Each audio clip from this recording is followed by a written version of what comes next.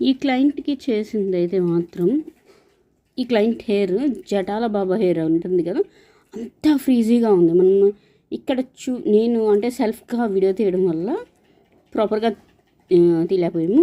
ఈ అమ్మాయికి ఈ ట్యాంగిల్స్ తీయడానికి నాకు 1.5 hours పట్టింది. అంటే చిన్నగా ట్యాంగిల్స్ అన్నీ తీసి ట్రీట్మెంట్ చేసేటప్పటికి నాకు 1.5 hours పట్టింది. సో చాలా ఇదిగా ఉంటుంది. ఇలాంటి ఫ్రీజీ హెయిర్కి నానోప్లాస్టేరియా షాంపూ అండ్ కండిషనర్ మాస్క్ అనమాట. ఆ 2 ప్రొడక్ట్స్ చాలా బెస్ట్గా యూజ్ అవుతాయి. అండ్ ఇంకొక విషయం ఏంటంటే హెయిర్ మంచి సిల్కీగా, అంటే స్ట్రైట్ అవ్వదు, సిల్కీగా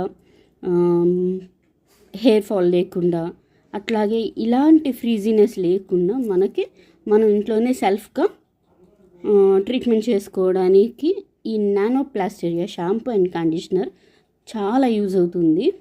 అలా కాకుండా మనం క్లినిక్ వైజ్గానే చేయించుకోవాలంటే నానోప్లాస్టేరియా కానీ బొటాక్స్ కానీ కెరటిన్ స్ట్రైట్నింగ్ కాదు, స్మూత్నింగ్ చేయించుకుంటే కూడా ఈ ప్రాబ్లమ్ని చాలా వరకు ట్రీట్మెంట్ చేయగలము. మీకు కూడా ఇలాంటి ప్రాబ్లం అంటే ఫ్రీజీగా, డ్రైనెస్, హెయిర్ ఫాల్ ఇట్లాంటి ప్రాబ్లం ఉంటే మాత్రం ప్రొడక్ట్స్ కోసం కాంటాక్ట్ చేయండి.